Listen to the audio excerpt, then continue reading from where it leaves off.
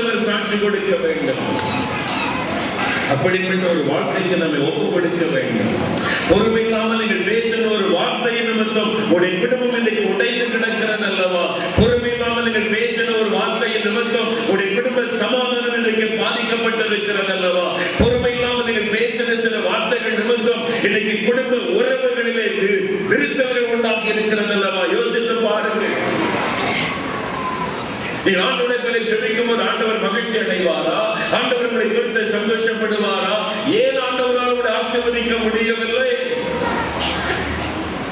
யோபின் பொறுமையை நோக்கி பாருங்கள். இயேசு கிறிஸ்து பாடுகளை பொறுமையோடு சகித்ததை நோக்கி பாருங்கள். உபத்திரவத்தை சகிக்க நாம் அழைக்கப்பட்டிருக்கிறோம் என்பதாக வேதம் சொல்லுகிறது. பாடுகளுக்கு ஒப்பு கொடுக்க வேண்டும், உபத்திரவத்துக்கு ஒப்பு கொடுக்க வேண்டும். கிறிஸ்தவ வாழ்க்கை எனக்கு அது சகித்துக் கொள்ளவே முடியாது. நான் இந்துவா இருக்கும் போது எனக்கு பொறுமையே கிடையாது. எங்க அம்மா உயிரோடு நான் கேட்டு பார்த்து நான் எப்படி இருந்தேன்னு சொல்லி, என் சுபாவை பயங்கரமான சுபாவம். 1 பேசினா 10 பேசணும், 1 அடி கொடுத்தா 4 அடி கொடுக்கணும். பொறுமையெல்லாம் கிடையாது. எங்க வீட்டுக்குள்ள அண்ணன் தம்பிக்குள்ளேயே அப்படி சுபாவம், வித்தியாசமான சுபாவம். ஆண்டவர் என்னை ரட்சித்தார், ஊழியத்திற்கு அழைத்தார். நான் ஊழியத்துக்கு ஒப்பு கொடுத்த வந்தபோது சென்னையில நான் இருந்தேன். மொழிநேர ஊழியத்துக்கு ஒப்பு கொடுத்துட்டேன். நான் சொல்லாததை சொன்னதா, நான் செய்யாததை செய்ததா, சபையில் இருக்கிற ஒரு பெரியவரை பேசி கடவுள் செய்தி பரவ எல்லாரும் கேட்கிறாங்க, இப்படியாம அப்படியாம. நான் சொல்லாததை சொன்னதா, செய்யாததை செய்ததா பேசுறாங்க. எல்லாரும் உற்சாகப்படுத்துவாங்க. பார்த்தா இந்த மாதிரி பேசுறாங்களே, என்னால தாங்கிக் கொள்ளவே முடியல. அந்த மாதிரி என்னால கேட்டுக்கொண்டு அமைதியா இருக்க முடியல. ஒரு நாள் ராத்திரி எனக்கு ஞாபகம் இருக்கு, ராத்திரி 11 மணி இருக்கும். சென்னையில் இருந்தபோது என்னுடைய வீட்டில் நான் தனியாக உட்கார்ந்து அழுது கொண்டிருந்தேன். ஆண்டவருடைய சமூகத்தில் அழுது கொண்டு, வேண்டாம் ஆண்டவரே, எனக்கு ஊழியமே வேண்டாம், என்னை விட்டுரும், நான் ஊழியெல்லாம் செய்யலை. இப்படி பேசுறாங்க, இல்லாத பொருளாதாரம் பேசுறாங்க, எனக்கு ஊழியெல்லாம் வேண்டாம். நான் ஏதாவது வேலை செய்து கொண்டு ஞாயிற்றுக்கிழமை சபையோடு சேர்ந்து ஏதாவது ஊழியம் செய்வேன். நான் ஊழியெல்லாம் செய்யலை. ஆண்டவரிடத்தில் ராத்திரி அழுது கொண்டிருந்தேன். நடுராத்திரி ஆண்டவர் இறங்கி வந்து என்னோடு பேசுகிறேன். நான் அழுதுகிட்டு அவர் விசிரிச்சுக்கிட்டே இருந்தேன். எப்படி இருக்கிறார்? நான் அழுது கொண்டிருக்கிற அவர் சிரித்த முகத்தோடு வந்து நின்றார். ஏன் அழுத? இந்த மாதிரி நான் பேசுறாங்க, என்ன என்னெல்லாம் பேசுறாங்க, நான் இப்படி ஊழியம் செய்யறேன், நோக்கிப்பா, என்ன பைத்தியக்காரன்னு சொல்லலையா, பிசாசு கிடைக்கவன்னு சொல்லலையா, மென்டலி அவன் சொல்றதை கேட்காத குடும்பத்தாரை சொல்லலையா, என்னை கொலை செய்ய தேடினாங்களே, அதுக்கு மத்தியில தானே நான் ஊழியம் செய்தேன். ஊழியன்னு அப்படித்தான் பேசுவாங்க, எழுதுவாங்க, இல்லாத போனாலும் சொல்லுவாங்க. சகித்து பொறுமையோடு இருக்கணும், அதான் ஊழியம். நான் அப்படித்தான் ஊழியம் செய்கிறேன், நீ அப்படித்தான் என்னை பின்பற்றி வர வேண்டும். அந்த என்னோடு பேசுகிறேன். அன்றைக்கு நான் பாடுகளுக்கு என்னை ஒப்புக் கொடுத்தேன். அந்த நடுநாள் ஆண்டவருடைய சமூகத்தில், ஆண்டவரே நான் என்னை ஒப்புக் கொடுக்கிறேன். அதுக்கு முன்னாடி என்னால் பொறுமையை சகிக்க முடியாது. நான் ஒப்புக் கொடுக்க முன்னாலே நான் சகிக்க முடியாது. அன்றைக்கு இரவு நான் ஒப்புக் கொடுத்தேன். ஒப்புக் கொடுக்கிறேன், ஆண்டவரே பாடுகளுக்கு என்னை ஒப்புக் கொடுக்கிறேன். இந்த உபத்திரவத்தை நான் ஒப்புக் கொடுக்கிறேன். யார் என்ன பேசினாலும் எழுதினாலும் நான் அதை பொறுமையாய் சகிக்கக்கூடிய ஊழியத்தை செய்வேன் என்று ஒப்புக் கொடுத்தேன். அந்த இருதயத்தை ஆண்டவர், அந்த இருதயத்தை ஆண்டவர், அதன் பிறகு என்ன யார் என்ன பேசி என்ன எழுதினாலும் சரி, என் உள்ளத்தில் துக்கம் வருவதே. பாடுகளுக்கு நான் ஒப்புக் கொடுக்கணும். ஒரு குடும்ப வாழ்க்கை, குடும்பத்தை கட்டி எழுப்புவது சாதாரண காரியம் இல்லை. அது ஒப்பு கொடுக்கணும். பாடு வரும், நிந்தை வரும், உபத்திரம் வரும், ஒப்பு கொடுத்து நிற்கணும். உபத்திரவத்தை ஒப்பு கொடுக்கணும், பொறுமையாய் சகிக்கணும். எனக்கு அன்பானவர்களே, யோபுடைய பொறுமையை நாம் கேள்விப்பட்டிருக்கிறோம். அதே சமயத்தில் வேத வசனம் சொல்லுகிறது, கர்த்தருடைய செயலின் முடிவை பாருங்கள். நீங்க பொறுமையாய் சகித்து சகித்து இருக்கும் போது ஆண்டவர் என்ன செய்கிறார்? 2 மடங்கு ஆசீர்வாதத்தை கொடுக்கிறார். அல்லேலூயா! அவர் உங்களுக்காக பேசுவார், அவர் உங்களுக்காக செயல்படுவார், அவர் உங்களை கொண்டு அற்புதங்களை செய்வார். உங்களோடு கூட அவர் இருப்பதை கர்த்தர் விளங்க பண்ணுவார். பொறுமையோடு நீங்கள் சகித்து பாருங்கள், தேவன் உங்களோடு கூட இருந்து 2 மடங்கு ஆசீர்வதிப்பார். யாரும் அற்பமாய் பேசினார்களோ அவர்கள் மத்தியிலே தேவன்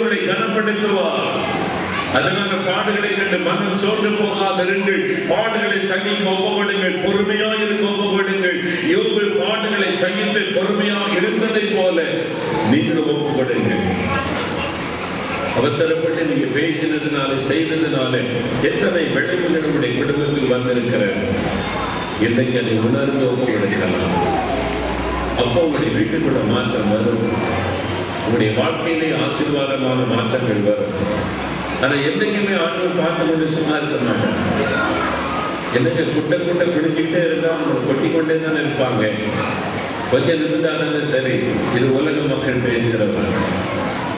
நான் ஆண்டவருடைய பிள்ளைகள் அப்படி கொட்டை நீங்க புரிஞ்சுக்கிட்டே இருந்தீங்கன்னா உங்களுடைய தேவன் உங்களுடைய தகப்பன் பக்கத்துல இருந்து பார்த்து கொண்டே இருக்கிறார். ஒரு குறிப்பிட்ட காலம் தான் அனுமதிப்பார். அதுக்கு மேல அவர் உங்களுக்காக யுத்தம் பண்ண ஆரம்பிச்சிருவார். அல்லேலூயா. அவர் உங்களுக்காக யுத்தம் பண்ண ஆரம்பித்து விடுவார். அல்லேலூயா. அவர் பார்த்து சும்மா இருக்க மாட்டார். உங்களை யாரும் என்ன வேணாலும் பேசட்டும், என்ன வேணாலும் எழுதட்டும், எப்படி நடக்கட்டும், வேதனை அனுபவிக்கட்டும் என்ற ஒரு வேடிக்கை பார்க்கிற தேவன் அல்ல. நீங்கள் பொறுமையாக இருக்க இருக்க இருக்க தேவன் உங்களுக்காக யுத்தம் பண்ணும்படி எழுதுவார். அல்லேலூயா. ஆண்டவர் அமைதியா பார்த்து கொண்டே சும்மாவே இருப்பார் என்று எண்ணி விடாதிருங்க. திருவண்ணாமலை பட்டணத்தில் ஒரு குடும்பம், ஒரு பாஸ்டர் அதை எனக்கு சொன்னார். ஒரு இந்து குடும்பத்தை சார்ந்த ஒரு சகோதரி இயேசுவை ஏற்றுக்கொண்டார்கள். இப்படி சர்ச்சைக்கு போய் அவங்க பரிசுத்தாவினால் நிரப்பப்பட்டு அந்நிய பாஷை பேசுகிற அனுபவத்தை பெற்று விட்டார்கள். புருஷன் வந்து பயங்கர குடிகார். அவருக்கு இந்த இயேசு கிறிஸ்து இதெல்லாம் ஒன்று பிடித்தார். இந்த சகோதரி வீட்டு இல்லாத நேரத்தில் முழங்கால் கொடிட்டு ஜெபம் பண்ணுவாங்க. சில நாட்கள் அவங்க ஜெபித்து கொண்டு இருக்கும்போதே வந்துடுவாங்க. அதை பார்த்து இவர் சர்ச்சுக்கு போறான், ஜெபிக்கிறானே அறிந்து அதுக்கு அடி. ஞாயிற்றுக்கிழமை அடி வாங்கிதான் அவங்க சர்ச்சுக்கு போயிட்டு வந்தாலே அடியும் மிதியும் தான். ஆனால் அந்த சகோதரி பொறுமையோடு அதை சகித்து கொண்டாங்க. முழங்கால் கொடிட்டு ஜெபித்து கொண்டு வந்த ஓங்கி காலில் மிதிப்பா. என்ன இயேசு போய் நீங்க ஜெபம் பண்றேன்னு சொல்லி பயங்கர கொடுமை. சர்ச்சுக்கு போறதுக்காக அடியும் உடையும், ஜெபம் பண்றதுக்காக நிதியும் அடியும். இந்த சகோதரி புருஷனை ஒரு வார்த்தை எதிர்த்து பேசுவதில்லை. பொறுமையோடு சகித்துக் கொண்டார். ஆண்டவரே உமக்கு ஸ்தோத்திரம் என்று சகித்துக் கொண்டார். என் கணவரின் மதியம் ரட்சியம் என்று ஜெபித்துக் கொண்டிருந்தார். சில மாதங்கள் கடந்தது. ஒரு நாள் இந்த சகோதரி ஆவில நிரம்பி அந்நிய பாஷை பேசி ஜெபிச்சுக்கிட்டே இருந்தாங்க. மனிதர் வந்துட்டார். உள்ள பார்த்துட்டார். மனைவி ஜெபிச்சு கொண்டு ஓடி வந்து கால்னால ஒரு மிதித்து தள்ளினார். சகோதரி விழுந்தாங்க. விழுந்த உடனே அந்த ஆவில அந்நிய பாஷை பேசுறாங்க. கெட்ட வார்த்தை பேசல, புருஷனை எதிர்த்து பேசல, ஆவில நிறைய அந்நிய பாஷை பேசுறாங்க. இவர் மறுபடியும் இடிக்க பக்கத்துல போனார் பாருங்க. அவன் பேசுற அந்நிய பாஷையை பார்த்து விட்டு நடுங்கி போனாங்க. அப்படியே நடுங்கி நின்றுட்டார். பயந்து நின்று மனைவி பார்த்தார். கொஞ்ச நேரம் ஆச்சு. மனைவி ஜப்படி முடிச்ச உடனே பயந்து நடுங்கி அவர் ஒதுக்கி நின்று இனிமே நான் உன்னை ஒன்றும் பண்ண மாட்டேன், எப்படி வேணாலும் ஜோப் பண்ணிக்கன்னு சொல்லிட்டாங்க. என்ன நடந்ததுன்னு நாளைக்கு புரியல. என்ன ஆச்சு? இவர் ஒரு தெலுங்கு மனிதன். தெலுங்கு பாஷையும் இவருக்கு தெரியும். தெலுங்கு நாட்டில இருந்து வந்ததுனால தெலுங்கு பாஷை அவருக்கு தெரியும். அவருடைய மனைவிக்கு தமிழை தவிர வேறு ஒன்றும் தெரியாது, தெலுங்குலாம் தெரியாது.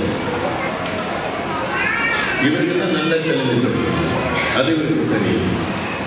இவர் போய் மிதிச்ச உடனே கீழே விட அந்நிய பாஷை பேசினாங்க. இவர் இன்னும் மறுபடியும் ஒருவரை மிதிக்க போனா அவருடைய மனைவி தெலுங்கு பேசுறாங்க. அழகா கிராமட்டிக்கலா தெலுங்கு நல்லா தெளிவா பேசுறாங்க. இவர் என்ன அதிர்ச்சி அடைஞ்சினா, இவளுக்கு எப்படி தெலுங்கு தெரியும்? தெலுங்கு தெரியாம தெலுங்குல அழகா பேசுகிறாள். பயந்து பார்த்தா. ரெண்டாவது என்ன பேசுறான்னு கவனித்து பார்த்தா, என் மகளை அடித்து மிதித்து உதைத்து கொண்டே இருக்கிறாய், நானும் பொறுமையோடு பார்த்து கொண்டிருந்தேன். இதுக்கு மேல நான் பொறுமையா இருக்க மாட்டேன். என் பிள்ளை மேல நீ கை வைத்த நான் உனக்கு விரோதமாக எழுதுவேன். பேசினது கர்த்தர். அல்லேலூயா, அல்லேலூயா. ஆண்டவர் அவர்களுக்குள்ள இருந்து அந்நிய பாஷையில தெலுங்கு பாஷையில பேசினான். எவ்வளவு நாள் என் மகளை அடித்து மிதிப்பான்? நான் பார்த்து கொண்டு அமைதியா இருக்க மாட்டேன். அந்த வார்த்தையை கேட்ட உடனே நடுங்கி போனான். தமிழ்ல சொல்லியிருந்தா இதுக்கு மேல 10 அடி விழுந்துருக்கும். ஆனா அவங்க பேசுறது தெலுங்கு, இது அவங்களுக்கு தெரியாத ஒரு பாஷை. ஆவியானவர் பேசினார், பொறுமையா சகிச்சாங்க. ஆண்டவர் பொறுமையா இல்லை. ஒரு குறிப்பிட்ட காலம் தான் அனுமதிக்கும். தேவனால் அபிஷேகம் பண்ணப்பட்ட பிள்ளைகளை வேதனைப்படுத்த ஆண்டவர் பார்த்து கொண்டு சும்மா இருக்க மாட்டார். நீங்க பொறுமையா இருக்க ஆண்டவர் கவனிப்பார். உங்களுக்காக யுத்தம் பண்ண ஒரு சமயம் வைராக்கியமாய் அவர் எழுப்புவார். அல்லேலூயா. நீங்க பொறுமையா இருங்கள். நீங்கள் ஆண்டவருக்காக பொறுமையாக சகித்துக் கொள்ளுங்கள். முடிவு 2 மடங்கு ஆசீர்வாதம். நீங்கள் இரட்டிப்பான ஆசீர்வாதத்தை கட்டாயமாய் பெறுவீர்கள். ஒருவேளை நினைக்கலாம், எவ்வளவு காலம் பொறுமையா இருக்கிறது, எவ்வளவு நாள் பொறுமையாக இருப்பது, இது எவ்வளவு காலம் பொறுமையாக இருப்பது, இன்னைக்கு இந்த சிறையிருப்பு மாறும். ஒரு வேதனை உள்ளத்தில் இருக்கலாம். எனக்கு அன்பானவர்களே, எப்பொழுது இந்த சிறையிருப்பு மாறும்? ஒரு வசனத்தை வாசித்து நாம் ஜெபிக்க போகிறோம். யோபு 42:10 வாசிக்கிறோம்.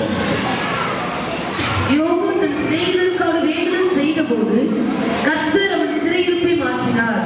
யோபுக்கு முன் இருந்த எல்லாவற்றை பார்க்கிலும் 2 தடையாய் கர்த்தர் அவனுக்கு தந்தருளினார். யோபு தன் சிநேகிதருக்காக வேண்டுதல் செய்தபோது கர்த்தர் அவனுடைய சிறையிருப்பை மாற்றினார். அவனுக்கு எல்லாவற்றையும் 2 தடையாய் திரும்ப கொடுத்தார் என்று வேதம் சொல்லுகிறது. வேத வசனத்தை கவனிங்கள். எப்பொழுது அந்த 2 மடங்கு ஆசீர்வாதம் எப்பொழுது வருகிறது? முதலாவது அவன் பாடுகளை, அவன் உபத்திரவத்திற்கு நடுவிலும் தேவனை துதிக்கிறவனாய் இருந்தான், ஆண்டவரை முறுமுறுக்கவில்லை. 2வது அவன் பாடுகளை சகிக்கிறவன், பொறுமையோடு உபத்திரவத்தை சகிக்கிறவனாக இருந்தான். 3வதாய் வேதம் சொல்லுகிறது, அவன் மற்றவர்களுக்காக ஜெபம் பண்ணினான், தன் சிநேகிதருக்காக ஜெபம் பண்ணினான். கர்த்தர் யோபின் சிறையிருப்பை மாற்றினார். எனக்கு அன்பானவர்களே, ஆண்டவர் சொல்லுகிறார், மற்றவர்களுக்காக ஜெபம் செய்யுங்கள். உங்களுக்காகவே ஜெபித்துக் கொண்டிருக்கிறீர்கள், உங்கள் குடும்பத்துக்காகவே ஜெபித்துக் கொண்டிருக்கிறீர்கள், உங்களுடைய பிள்ளைகளுக்காகவே ஜெபித்துக் கொண்டிருக்கிறீர்கள். ஆண்டவரே, என்னை ஆசீர்வதியும், என் குடும்பத்தை ஆசீர்வதியும், என் வியாபாரத்தை ஆசீர்வதியும், என் பிள்ளைகளை ஆசீர்வதியும் என்று சுயநலமான ஜெபத்தையே செய்து கொண்டிருக்கிறீர்கள். வேதம் சொல்லுகிறது, எல்லா மனிதருக்காக நாம் விண்ணப்பங்களையும் வேண்டுதல்களையும் சோதனைகளையும் ஜெபங்களையும் பண்ண வேண்டும் என்று 1 தீமோத்தேயு 2ஆம் அதிகாரத்தில் நாம் வாசிக்கிறோம். எல்லாருக்காக நாம் ஜெபிக்க வேண்டும். தேசத்தில் இருக்கிற எல்லாருக்காக நாம் ஜெபிக்க வேண்டும். நம்முடைய கிராமத்தில் இருக்கிற எல்லாருக்காக ஜெபிக்க வேண்டும். நம்முடைய பட்டணத்தில் இருக்கிற எல்லாருக்காக ஜெபிக்க வேண்டும். ஆனால் நாம் சுயநலமாக ஜெபித்துக் கொண்டிருக்கிறோம். யோபு தன் சிநேகிதருக்காக வேண்டுதல் செய்கிறார். உடனே நினைக்கலாம், என் குடும்பத்தில் இவ்வளவு பிரச்சனை இருக்கு, இவ்வளவு போராட்டம் இருக்கு, நான் எங்க மற்றவர்களுக்காக ஜெபிக்கிறது? முதல்ல ஆண்டவர் எனக்கு ஏதாவது செய்யட்டும் என்று நினைக்கலாம். வேதத்தை வாசித்து பாருங்க. யோபு சிறையிருப்பில் இருக்கும் பொழுது, இந்த வேதனையில் இருக்கும் பொழுது, இந்த அவமானத்தில் இருக்கும் பொழுது, இந்த நிந்தையிலும் நெருக்கத்திலும் இருக்கும் பொழுது அவன் சிநேகிதருக்காக வேண்டுதல் செய்தார். அவன் வேண்டுதல் செய்த போது கர்த்தர் யோபின் சிறையிருப்பை மாற்றினார். உங்களுடைய வேதனைக்கு நடுவில், உங்களுடைய போராட்டங்களுக்கு நடுவில், நெருக்கத்திற்கு நடுவில் மற்றவர்களுக்காக ஜெபிங்க. உங்கள் குடும்பத்தில் சிறையிருப்பை கர்த்தர் மாற்றுவார். உங்களுடைய சிறையிருப்பை கர்த்தர் மாற்றுவார். 2 மடங்கு ஆசீர்வாதத்தை தருவார். யோபு தன் சிநேகிதருக்காக வேண்டுதல் செய்தார். யோசித்தார்கள், உன் கிராமத்தில் எத்தனை பேர் இந்த ஆண்டவரை அறியாமல் இருக்கிறார்கள்? உங்களுடைய பட்டணத்தில் நீங்கள் எத்தனை பேர் பாவத்தின் பிடிகளை சிக்கி தவித்துக் கொண்டிருக்கிற மக்கள் இருக்கிறார்கள்? சாபத்தினால் பாதிக்கப்பட்ட மக்கள் நம்முடைய கண்களுக்கு முன்பாக எத்தனை லட்சக்கணக்கான கோடிக்கணக்கான மக்கள் இந்த தேசத்தில் இருக்கிறார்கள். அவர்களுக்காக நாம் ஜெபிக்கிறோமா என்று யோசித்து பாருங்கள்.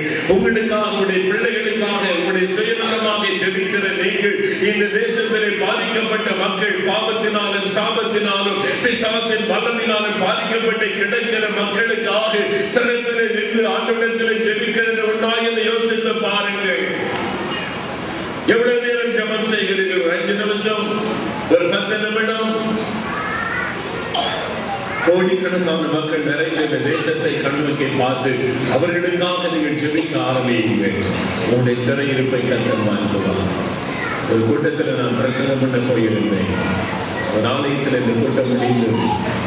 அநேகர் ஜெபிக்க முழங்கால் படிக்கிறார்கள். நான் ஒவ்வொருவருக்காய் வேகமாய் ஜெபம் பண்ணி கொண்டு வந்தேன். ஒரு குறிப்பிட்ட சகோதரி மீது, ஒரு தாயார் மீது என் கையை வைத்த உடனே ஆவியானவர் சொன்னார், இந்த மகளுக்கு என்னென்ன தேவை இருக்குது, என்னென்ன காரியம், அதெல்லாம் நான் செய்து கொடுப்பேன், அதை சொல்லி ஜெபம் பண்ணி என்று சொன்னார். நான் உடனே இந்த தாயாருடைய பிரச்சனை, அவருடைய வாழ்க்கையில் இருக்கிற எல்லாத்தையும் சொல்லி கர்த்தர் கொடுக்க போகிற ஆசீர்வாதத்தை சொல்லி ஜெபித்த போது அவருடைய கண்களிலே கண்ணீர் வடிந்தது. ஜெபமெல்லாம் முடிந்தது. நான் இந்த அறைக்கு வந்த பிறகு ஆண்டவரை பார்த்து கேட்டேன், ஆண்டவரை ஆயிரக்கணக்கான பேருக்கு நான் ஜெபம் பண்ணினேன், ஆனால் ஒரே ஒரு தாயாரை குறித்து இவ்வளவு காரியம் என்னோட பேசி அவனுக்கு இதெல்லாம் செய்ய போகிறேன்னு சொல்லி அவனை ஆசீர்வதித்து ஜெபிக்க அனுப்பி வைத்தீர்கள், அதில் என்ன ரகசியம்? அவங்க மாத்திரம் என்ன ஸ்பெஷல்? எல்லாருக்கும் நான் ஜெபித்த இவங்களை குறித்து மாத்திரம் நீங்க பேசினீர்கள். ஆண்டவர் சொன்னார், அந்த மகள் அவளுடைய ஜெபம் எனக்கு ரொம்ப பிரியமானது. மணிக்கணக்காய் ஜெபம் செய்வாள். ஒரு நாளும் தனக்காக ஜெபிப்பதே கிடையாது. தனக்கு இவ்வளவு பிரச்சனை இருக்கு, தன் குடும்பத்தில் இவ்வளவு நெருக்கம் இருக்குது, தேவை இருக்குது, ஆனால் தனக்காக ஒன்றுமே அவன் கேட்க மாட்டான். என் ஜனம் ரட்சிக்கப்படும், என் கிராமம், என் பட்டணம், என்னுடைய சபை, என்னுடைய ஊழியம், மிஷினரிகள் என்று எல்லாருக்காக ஜெபம் செய்வான். தனக்காக ஒன்றுமே அவன் கேட்க மாட்டான். அதனால் அவருடைய ஜெபம் எனக்கு ரொம்ப பெரிய. அதனால் அவனை நான் ஆசீர்வதிக்க வேண்டும் என்று சித்தம் கொண்டேன் என்று ஆண்டவர் சொன்னார். தனக்கு ஒன்றுமே கேட்காம ஆண்டவர் எல்லாவற்றையும் அவளுக்கு கொடுத்து ஆசீர்வதித்த மக்களை பண்ணினார். காரணம், மற்றவர்களுக்காக ஜெபிக்கிற ஜெபம். பிரியமானவர்களே, மற்றவர்களுக்காக ஜெபம் பண்ணினார். உன்னை சுற்றிலும் இருக்கிற மக்களை ஏறெடுத்து பாருங்கள். அன்னிடத்தில் கண்ணீரோடு வேண்டுதல் செய்யுங்கள். அவங்களுக்காக இயேசு ரத்தம் சிந்தி இருக்கிறார். அவங்களுக்கு மோட்சத்திற்கு வர வேண்டும் என்று தேவனுடைய ரத்தம் சிந்தப்பட்டு இருக்கிறது.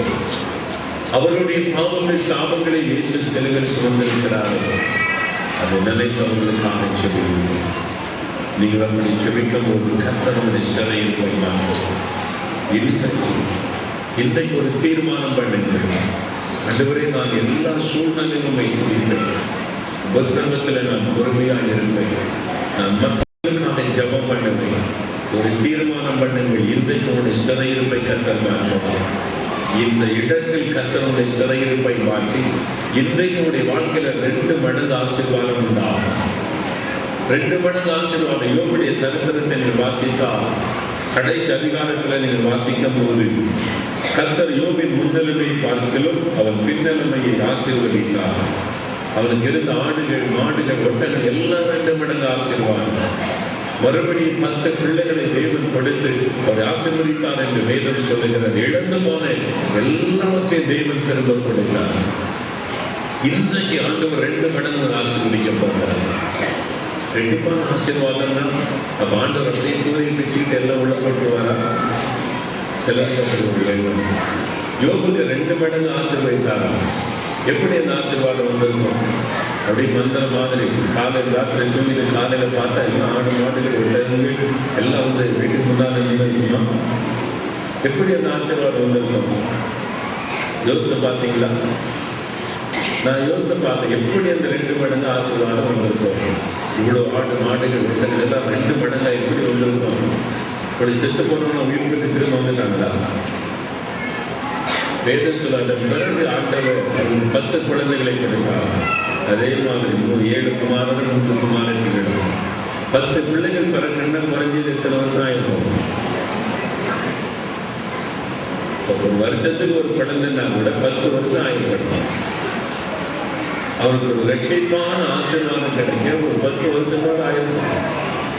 ஆண்டவர் சிறையில் போய் மாற்றி ஆசீர்வதிக்க ஆரம்பித்தால் கொஞ்சம் கொஞ்சமாய் ஆசீர்வாதம் பெருகி பெருகி பெருகி ஒரு நாள் வரும்போது எல்லாம் 2 மடங்கு ஆசீர்வாதம். அப்படித்தான் தேவன் ஆசீர்வதிப்பார். ஒரே நாள் வந்து ஆண்டவர் தெளிக்க மாட்டார்.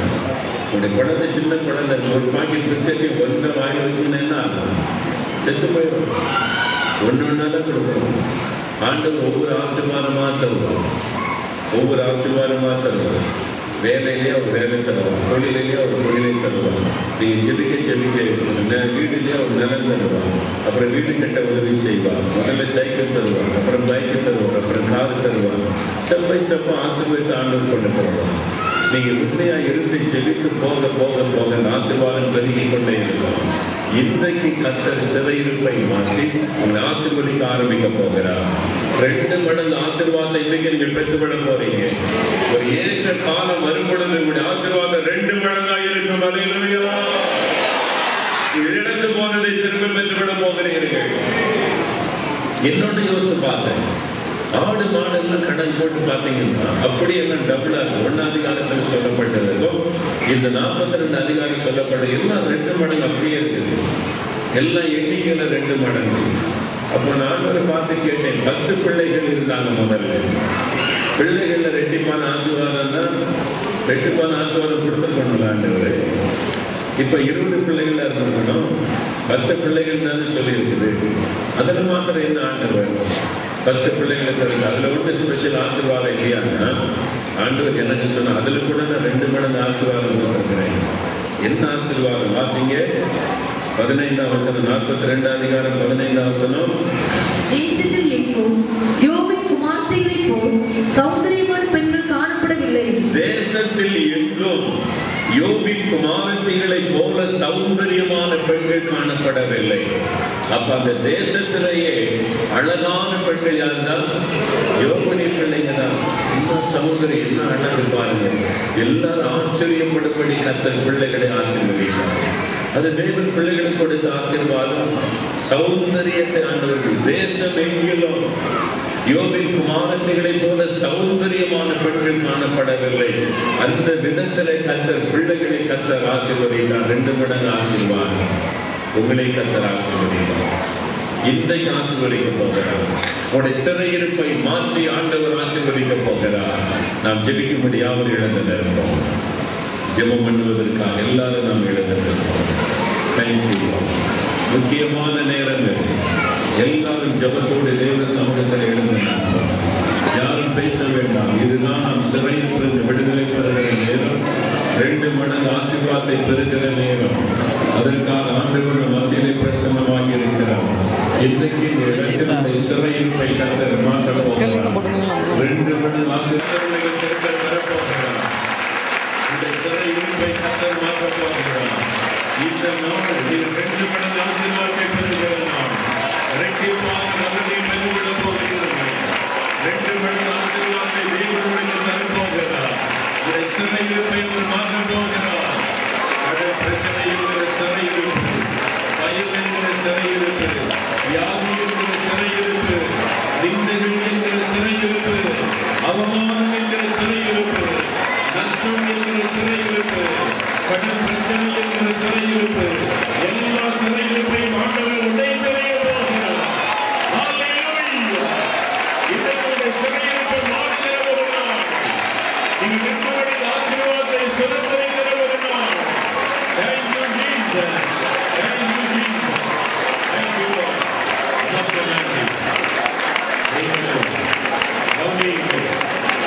ஆண்டவர் சொல்லுகிறார், என் பிள்ளைகளுடைய சிறையிருப்பை மாற்றி நான் ஆசீர்வதிக்க வேண்டியதை கடந்து வந்திருக்கிறேன் என்பதாக.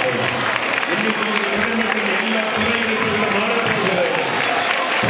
சாத்தான் கொண்டு வந்திருக்கிற சிறையிருப்புகளை தேவன் உடைத்தறிய போகிறார். உங்களுக்கு விரோதமாய் எழுந்திருக்கிற மந்திர வல்லமைகள், சொல்லி சொல்லிய வல்லமைகளை தேவன் அழித்து நிர்மூலமாக்க போகிறார். ஹல்லேலூயா. சிறையிருப்பு மாறப்போகிறது. 2 மடங்கு ஆசீர்வாதம், 2 மடங்கு ஆசீர்வாதம். இருந்தபோது எல்லாவற்றையும் 2 மடங்காய் பெற்றுவிடப் போகிறீர்கள். இரட்டிப்பான நன்மையை நீங்கள் பெற்றுவிடப் போகிறீர்கள்.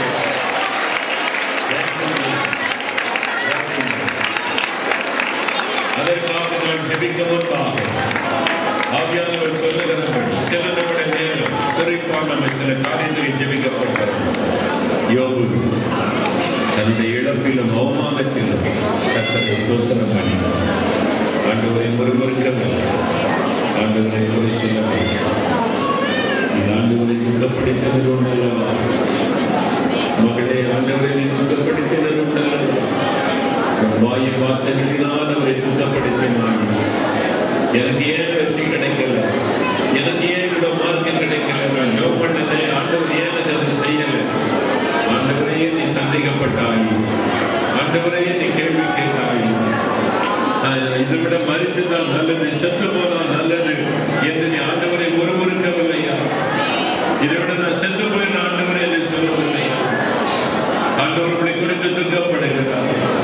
ஆண்டவரே என்னை மன்னித்து விடும், என் வாயின் வார்த்தைகளினாலும் துக்கப்படுத்தின பாவத்தை எனக்கு மன்னித்து விடும், என்னை மன்னியும் ஆண்டவர். ஒப்புவிடுங்க, ஒப்புவிடுங்க. இனிமேல் உண்மை முறுமுறுக்கவே மாட்டேன், இனிமேல் உண்மை கேள்வி கேட்கவே மாட்டேன்.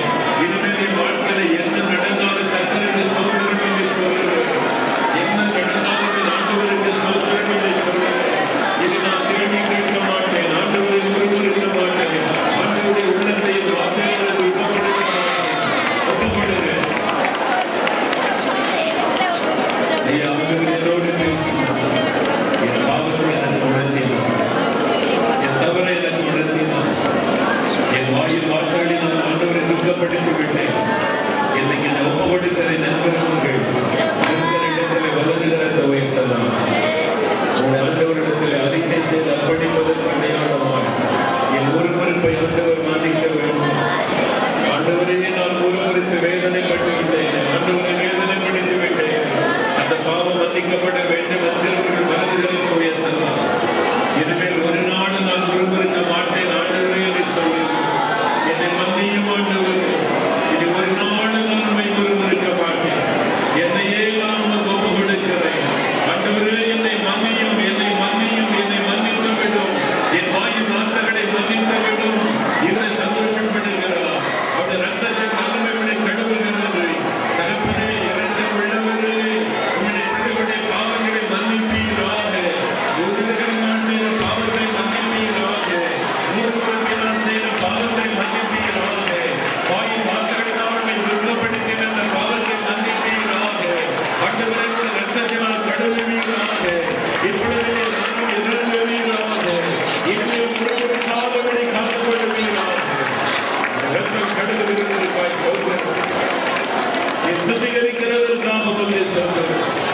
பரிசுத்தப்படுத்துகிறவருடைய அன்பிற்காக உமக்கு ஸ்தோத்திரம். உமக்கு நன்றி. இனிமேல் இந்த பாவத்தை செய்யாதபடி உங்களுடைய பிள்ளைகளை காத்துக்கொள்ளுங்கள். ஒரு நாளும் உங்களை முறுமுறுக்காமல் உங்களை துதித்துக் கொண்டே இருக்க வைத்தார். இயேசுவின் நாமத்தில் ஜெபிக்கிறோம். ஆமென். கைகளை கீழே போட்டுக் கொள்ளுங்கள். பாடுகளை பொறுமையோடு நான் சகிப்பேன் என்று சொல்லுவேன். கடவுளின் சின்ன சின்ன பிரச்சனை கூட நான் பெருசாக்க மாட்டேன். என்ன பாடு வந்தாலும் அந்த பொறுமையோடு சகிப்பேன். நிந்தங்கள், அவமானங்கள், பொய்யான குற்றச்சாட்டுகள் என்ன வந்தாலும் நான் சகித்துக் கொள்ளுவேன். பொறுமையோடு சகிக்க அந்த கிருபை தான். நான் பொறுமையோடு இருக்க எனக்கு கிருபை தான். ஆண்டவரிடத்திலே கேளுங்கள். பொறுமையோடு இருக்க கிருபை தான். பாடுகளை சகிக்க எனக்கு கிருபை தான். ஆண்டவரிடத்திலே கேளுங்கள். ஒவ்வொருவரும் கேளுங்கள். ஆண்டவரே, அந்த பொறுமையை எனக்கு தான், அந்த சாந்த குணத்தை எனக்கு தான், பாடுகளை சகிக்கிற ஒரு இருதயத்தை எனக்கு தான். நீர் சிலுவையை சகித்ததை போல நானும் பாடுகளை சகிக்க, அவமானங்களை சகிக்க எனக்கு கிருபை தான். என்னை வேதனைப்படுத்தவர்களை மன்னிக்க எனக்கு உதவி செய்யும், உன்னை நேசிக்க எனக்கு உதவி செய்யும் என்று கேள்வி. இனி நான் மற்றவர்களுக்காக ஜெபம் செய்வேன். நான் மற்றவர்களுக்காக ஜெபம் செய்வேன். Thank you, thank you. இன்று முதல் முதலாவது நான் மற்றவர்களுக்காக ஜெபம் செய்வேன். என்னுடைய கிராமம், என்னுடைய பட்டணம், என்னுடைய தேசம் எங்கிலும் இருக்கிற எல்லா ஜனங்களுக்காக நான் ஜெபம் செய்வேன். இந்த முதலில் அதற்காக நான் ஒப்புக் கொடுக்கிறேன். நான் இப்பொழுதே ஜெபிக்கிறேன். அப்படி ஜெபிக்க அர்ப்பணிக்கிறவர்கள் வலது கரத்தை உயர்த்தலாம். ஜெபிக்க அர்ப்பணிக்கிறவர்கள் வலது கரத்தை உயர்த்தலாம். அப்படியே வலது கரத்தை உயர்த்தி ஜெபம் பண்ணுங்க, ஜெபம் பண்ணுங்க. சில நம்முடைய நேரம், ஆண்டவரே, என்னுடைய கிராமத்தில் இருக்கிற எல்லாருக்காக நான் ஜெபிக்கிறேன். என் பட்டணத்தில் இருக்கிற எல்லாருக்காக நான் ஜெபிக்கிறேன். என் தமிழ்நாட்டில் இருக்கிற எல்லா மக்களுக்காக, 7.5 கோடி ஆத்மாக்களுக்காக ஜெபிக்கிறேன். என் இந்தியா தேசம் எங்கிலும்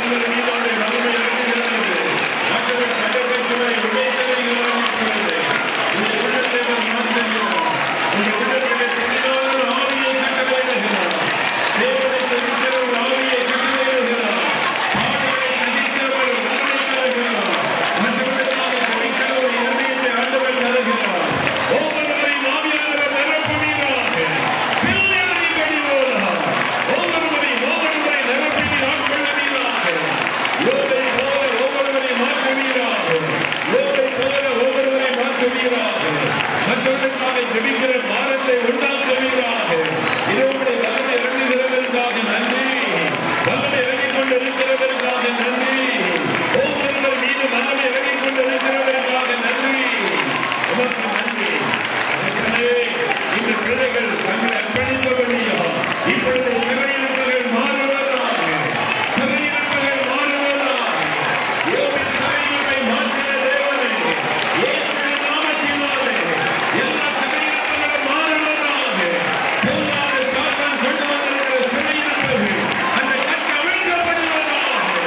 இயேசுவின் நாமத்தினாலே சாத்தானை கட்டிட்டு வருகிறேன். சிறையிருப்புகள் மாறுவதாக. ஒவ்வொரு சிறையிருப்புகள் மாறட்டும். குடும்பத்தில் காணப்படுகிற சிறையிருப்புகள் மாறட்டும். எல்லா வேதனையின் சிறையிருப்புகள் மாறட்டும். வியாதியின் சிறையிருப்புகள் மாறட்டும். ஒவ்வொருவருக்கும் விடுதலை உண்டாவதாக. ஒரு சிறையிருப்புகளை மாற்றுகிறதற்காக சொல்கிறோம். சிறையிருப்புகள் இப்பொழுது மாறிக்கொண்டிருக்கிறதற்காக நன்றி. ஆமென். சாத்தானுடைய கட்டுகள் பிரிவிடுகிறதற்காக நன்றி. இப்பொழுது விடுதலை உண்டாகி கொண்டிருக்கிறதற்காக நன்றி. சிறையிருப்புகளை மாற்றி 2 மடங்கு ஆசீர்வாதம் கொண்டிருக்கிறது. இன்றைக்கே இந்த சிறையிருப்பு மாறட்டும். இப்பொழுதே இந்த சிறையிருப்பு மாறட்டும். ஒவ்வொருவர் மீதுடைய வல்லமை இறங்குவதாக. ஒவ்வொருவர் மீதுடைய வல்லமை இறங்குவதாக. ஆவியானவர் ஒவ்வொருவரை தொடுவீராக. சிறையிருப்புகளை மாற்றி ஒவ்வொருவரும் அச்சத்தை செய்வீராக. உமக்கு நன்றி. உமக்கு நன்றி. ஆண்டவரே, வந்து இறங்குகிறதற்கு நன்றி. Thank you, Jesus. அநேகருடைய சிறையிருப்புகள் மாறுகிறது. அசுத்த ஆவிகள் அநேக படுத்துகளுக்கு விலகுகிறது. பயத்தின் ஆவிகள் விலகுகிறது. கலவரத்தின் ஆவிகள் விலகுகிறது. பிளப்பட்டின் ஆவிகள் அநேகருக்கு விலகுகிறது. பில்லிசுடைய வல்லமை அழிக்கப்படுகிறது.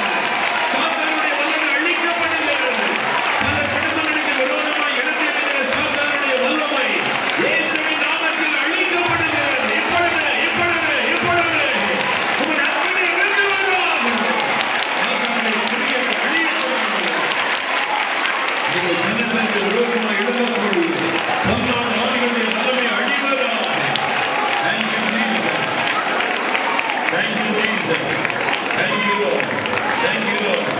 அநேகருடைய குடும்பங்களுக்கு விரோதமாக எழுதி இருக்கிற சாத்தானுடைய வல்லமைகளை, பெல்லிசுடைய வல்லமைகளை ஆண்டவர் அழித்து போடுகிறார். சிறையிருப்புகள் மாறிக்கொண்டிருக்கிறது.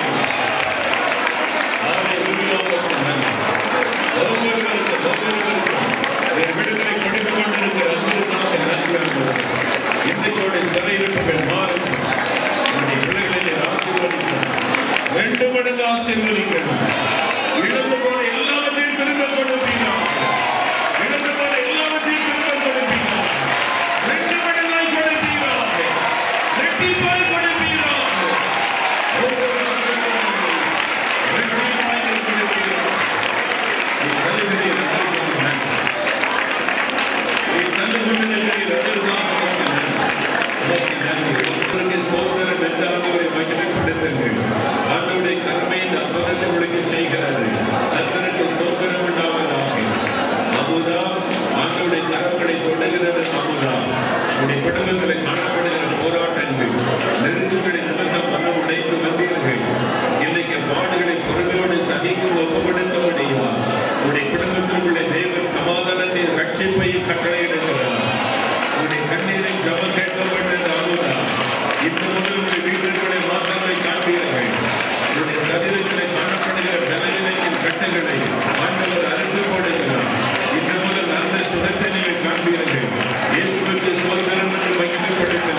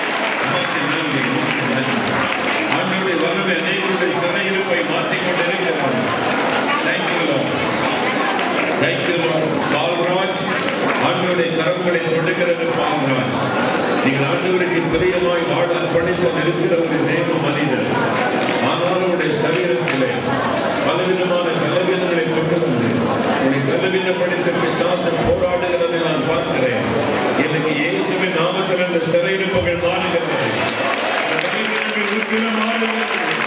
நல்ல சுமையை ஆண்டவர் கட்டளையிடுகிறார். ஆண்டவருக்கு ஸ்தோத்திரம் என்று சொல்லுங்கள். இந்த விடுதலை பெற்றுக்கொள்ள முடியுங்கள். இயேசுவுக்கு நன்றி. Thank you Lord.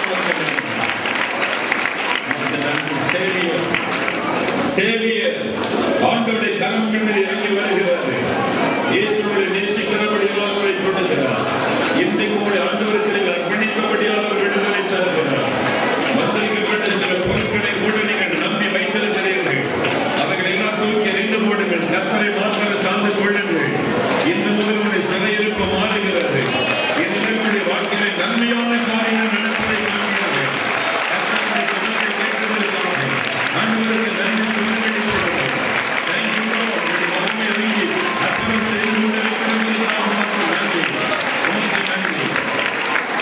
எலிசபெத் ஆண்டவருடைய கரங்களை தொடுகிறது. எலிசபெத் உடைய தலை பகுதியிலே காணப்படுகிற வலியையும் உடைய தலைக்குள்ளே காணப்படுகிற வினோதமான ஒரு காரியத்தை இயேசு இப்பொழுது மாற்றிக் கொண்டிருக்கிறார். என்ன எனக்கு நடக்கிறதை நான் விளங்கிக் கொள்ள முடியவில்லை. இந்த வேதனையோடு ஜெபிக்கிற உங்களை ஆண்டவர் தொடுகிறார். உங்களுக்கு விரோதமாக எழுதின சாத்தானுடைய வல்லமை அழிக்கப்படுகிறது. உடைய தலை பகுதிக்குள்ளே காணப்படுகிற போராட்டம் மாறுகிறது. இயேசுவுக்கு ஸ்தோத்திரம் என்று ஆண்டவரை மகிமைப்படுத்த வேண்டியது. ராணி உடைய முழு பெயர் செல்வராணி. ஆண்டவருடைய ஜெபத்தை கேட்டால் செல்வராணி. ஆண்டவருடைய வல்லமை உங்களுடைய பாய்ந்து வருகிறது. 12 வருஷம் பெரும்பாலுடைய சிறிய போல நான் வேதனைப்படுகிறேன். ஆண்டவரே என்னையும் கொண்டு விடுதலை காரியங்களை ஜெபிக்கிறேன். இப்பொழுது ஆண்டவருடைய வல்லமை உங்களுடைய இறங்கி வருகிறது. ஒரு விடுதலை உண்டாகிறது. இயேசுவின் நாமத்தில் விடுதலை. அந்த சிறையிருப்பு மாறுகிறது. ஆண்டவருக்கு நன்றி சொல்லுங்கள். இயேசுவை ஸ்தோத்திரம் என்று சொல்ல கிடைக்கிறது. அவருடைய தயவுள்ள கரம் அற்புதம் செய்து கொண்டிருக்கிறது. அல்லேலூயா. உமக்கு நன்றி, உமக்கு நன்றி, உமக்கு நன்றி, உமக்கு நன்றி. ஒவ்வொருவரை தொடுகிறதற்காக, ஒவ்வொருவருக்கு அற்புதம் செய்கிறதற்காக உமக்கு நன்றி. Thank you Jesus. இயேசு இங்கே உலாவுகிறார். இயேசு இங்கே உலாவுகிறார். அவருடைய கண்கள் குறிப்பிட்ட சிலரை நோக்கி பார்க்கிறார். அவருடைய விடுதலைக்காக ஆண்டவருடைய வல்லமையோடு பாய்ந்து வருகிறது. ஆண்டவருடைய வல்லமையோடு பாய்ந்து வருகிறது. சிறையிருப்புகள் மாறுகிறது. அநேகருடைய வியாதியின் கட்டுகள் வெளிப்படுகிறது. விடுதலை பெற்றுகிறது. இயேசுவுக்கு ஸ்தோத்திரம். இயேசுவுக்கு ஸ்தோத்திரம். ஆண்டவருக்கு ஸ்தோத்திரம் என்று சொல்லுங்கள். மிஸ்டர் ஜான்சன் ஆண்டவருடைய வல்லமையோடு இறங்குகிறது. ஜான்சன் இயேசுவை தொட்டு விடுதலை செய்கிறார். உன்னுடைய நெஞ்சு பகுதியிலே காணப்படுகிற வலி மாறுகிறது.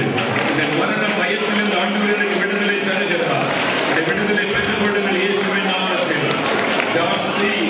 ஜான்சன் என்று சொல்றவுடன் என்னை தாங்குவது என்று எண்ணினாய் மகனே ஜான்சி. ஆண்டவருடைய வல்லமையோடு பாய்ந்து வருகிறது. உன்னுடைய சரீரத்திலே பல வருஷமாய் தொடர்ந்து வருகிற ஒரு கலவீனம் இயேசுவின் நாமத்தில் இன்னைக்கு வெளியேறுகிறது. எவ்வளவோ மருந்து மாத்திரைகளை சாப்பிட்டு விடுதலை உண்டாகவில்லை. இது ஒரு கலவீனம் விடுதலை ஆவியினால் உண்டானது. இன்னைக்கு இயேசுவுக்கு விடுதலை தருகிறார். ஜான்சி விடுதலை பெற்றுக் கொடுக்கிறார். இயேசுவுக்கு சொல்லுகிறது. ஆண்டவருடைய கண்களுக்கு கரம் அர்ப்பணம் செய்கிறது. Thank you Lord. உமக்கு நன்றி. ஒவ்வொருவரையும் தொடுவீர்கள். ஒவ்வொருவரையும் தொடுவீர்கள். Thank you. மனோன்மணி ஆண்டவருடைய கரங்களை தொடுகிறது. மனோன்மணி உடைய பாதிக்கப்பட்ட கால்களுக்குள் ஆண்டவருடைய வல்லமை இறங்குகிறது. உடைய கால்களை கட்டி வைத்திருக்கிற சாத்தானுடைய சிறையிருப்பை நான் கட்ட அவிழ்க்கிறேன் இயேசுவின் நாமத்தில். அந்த வலிகள் எல்லாம் மாறுகிறது. உடைய காலிலே சுகத்தை பெற்றுக் கொள்கிறீர்கள். இயேசுவுக்கு ஸ்தோத்திரம் என்று அதை மகிமைப்படுத்துங்கள். Thank you Lord. உமக்கு நன்றி. நீர் ஒவ்வொருவரையும் தொட்டு அர்ப்பணம் செய்து கொண்டிருக்கிற அன்பிற்காக உமக்கு கொண்டாடக்கூடிய ஸ்தோத்திரம் சொல்லுகிறேன். ஒவ்வொருடைய சிறையிருப்புகளும் இன்னைக்கு மாறட்டும். ஒவ்வொருடைய நோய்களும் மாறட்டும். வியாதி உள்ளவர்கள் இப்பொழுது வியாதியுடைய இடத்தில் வரது ஜனத்து வைத்துக் கொள்ளுங்கள். கண்களிலே பிரச்சனை என்றால் கண்களில் கை வையுங்கள். இருதயத்திலே பிரச்சனை என்றால் இருதயத்திலே கை வையுங்கள். எந்தெந்த இடத்திலே வியாதி வலி இருக்கிறவங்க கை வையுங்கள். எந்தெந்த வியாதிப்பட்டவர்களை அடைந்து வந்திருக்கிறீர்கள் அவள் மீது கை வையுங்கள். இயேசுடைய வல்லமை அவள் மீது இறங்கி வரப்போகிறது. சிறையிருப்பு மாறப்போகிறது. தகப்பனே, அநேக வியாதிகளோடு வேதனைகளோடு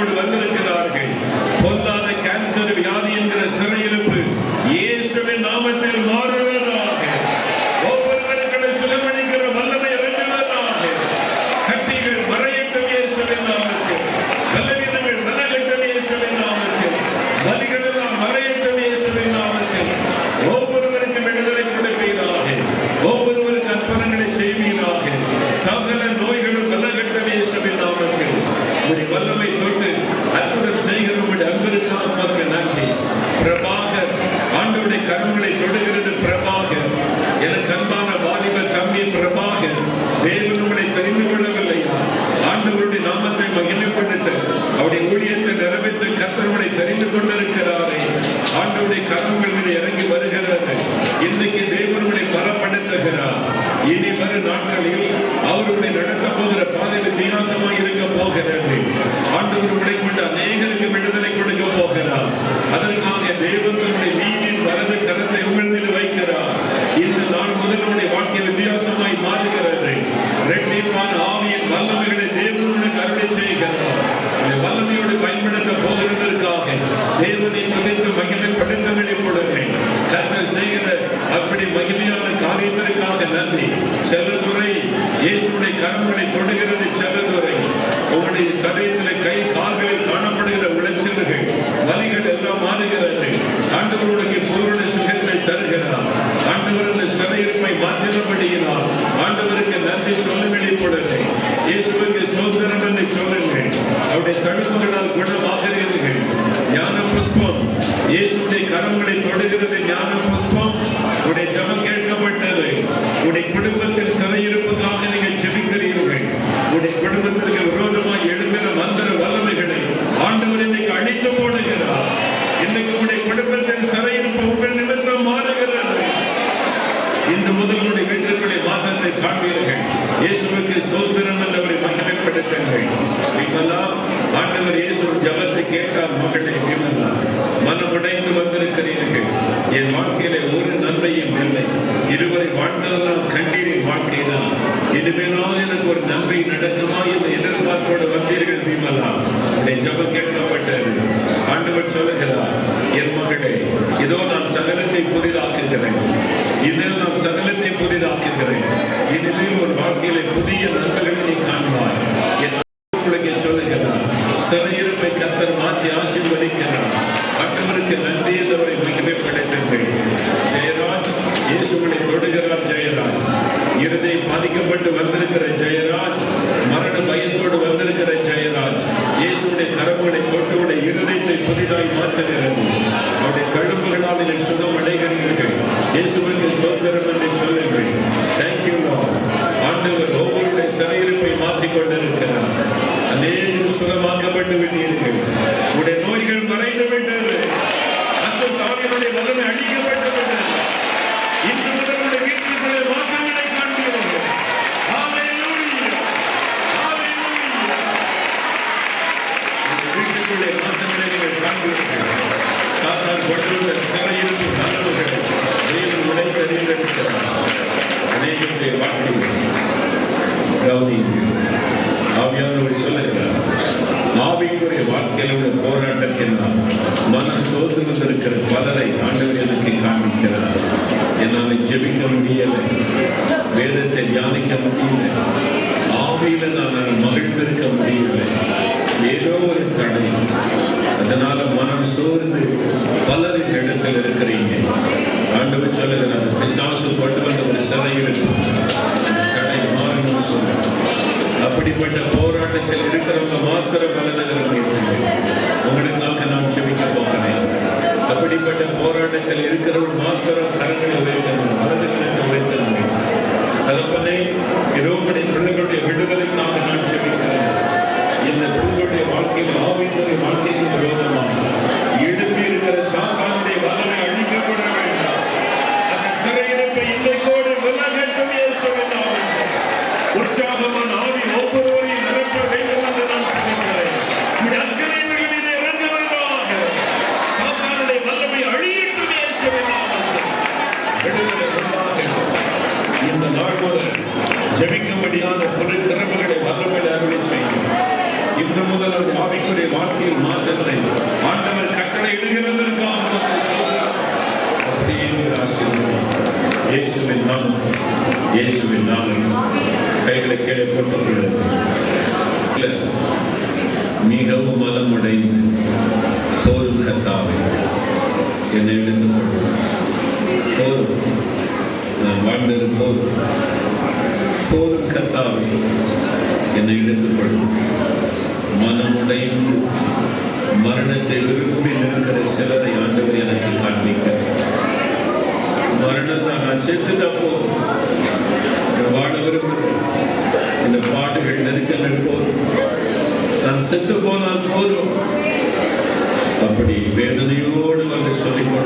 சிலர் இருக்கிறீங்க.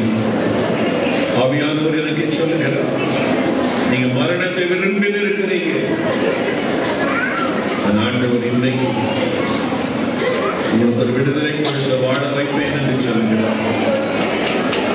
வாழ வைப்பேன் என்று சொல்லுகிறார்.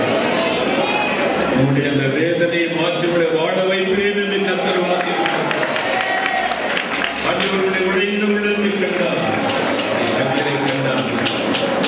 என்று முதலுடைய வீட்டுக்குள்ள மாற்றத்தை காண்பீர்கள். ஆண்டவர் மாற்றத்தை கட்டளையிடுகிறார். கர்த்தருக்கு ஸ்தோத்திரம் உண்டாவதாக. எந்த இடத்தில் அவமானப்பட்டு நெருக்கப்பட்டீங்களோ அதே இடத்தில் கர்த்தரோடு வைத்து காணப்படுகிறார். ஆகவே மகிழ்ந்து கழிவுறுங்கள். ஆண்டவரை துதித்து மகிழுங்கள். ஆண்டவருடைய வேதனையை மாற்றுகிறவர்களாக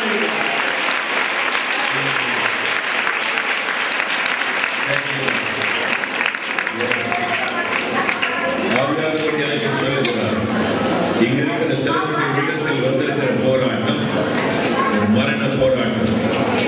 நீ தற்கொலை செய்து கொள், நீ தற்கொலை செய்து மடிந்து விடு, தற்கொலைதான் இதற்கு ஒரே வழி என்று யாரோ உங்களோடு பேசுவதை போல இருக்கிறார். சிலர் அப்படிப்பட்ட அசுத்த ஆவியின் போராட்டத்தில் இருக்கிறீர்கள். நீ தற்கொலை பண்ணி சென்று விடு, நீ வாழ்ந்து பிரயோஜனம் இல்லை, நீ மறித்து விடு.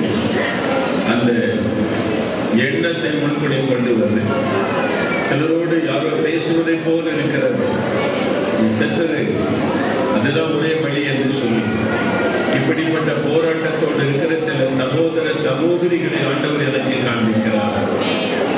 ஒரு அசுத்த ஆவி, பிசாசத்தின் கிரியைகள் உங்களுக்கு விரோதமாய் எழுதி அழிக்கும்படி போராடுகிறது. இந்த போராட்டத்தில் இருக்கிறவருடைய விடுதலைக்காக நான் ஜெபிக்க வேண்டும் என்று ஆண்டவர் சொல்கிறார். அப்படிப்பட்ட சிலர் இருக்கிறீங்க. என்னோட யாரோ பேசுறாங்க, நான் செத்துறணும், தற்கொலை பண்ணி மறிச்சிடணும்னு சொல்றாங்க. இந்த போராட்டத்தில் இருக்கிற சிலர் இருக்கிறீங்க. உங்களுடைய வலதுகளுக்கு வைத்தவையில்லா உங்களுடைய விடுதலைக்காக நான் ஜெபிக்க போகிறேன். Yes, thank you. அப்போ அது ஒரு பிசாசுடைய போராட்டம். ஆண்டவருடைய வாழ வைக்க விரும்புகிறார். உங்களுடைய ஜெயப்படுத்த உங்களை உயர்த்த விரும்புகிறார். சாத்தானோட அடிக்க போராடுகிறார். தரவேற்றில் இருக்கிற நீங்க அப்படி முன்னுக்கு வாங்க. தரவேற்றில் இருக்கிறவங்க முன்னுக்கு வாங்க. சேர்ந்த பல்லவை பாடும்போது மற்ற விசுவாசிகள் எல்லாரும் ஜெயிக்க வேண்டும்.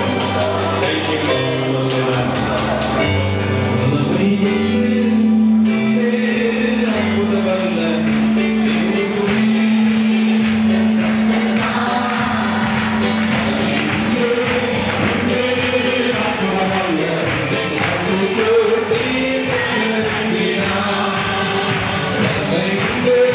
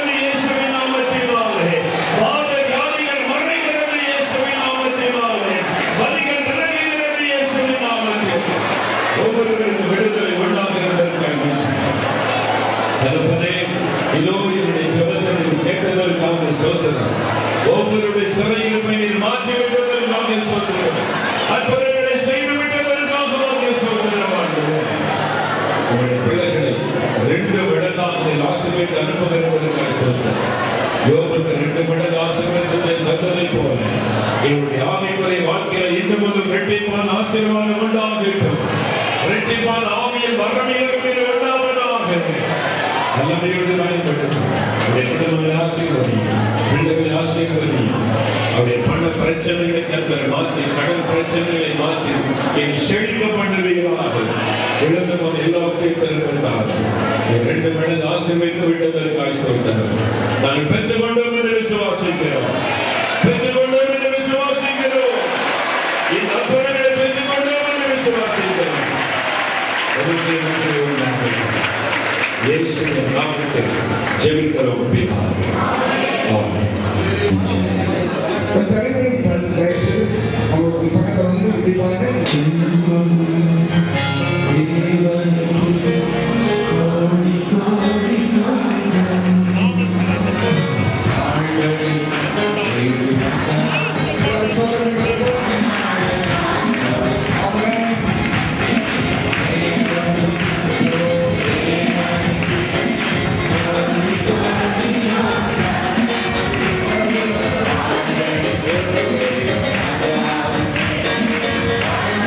Yeah.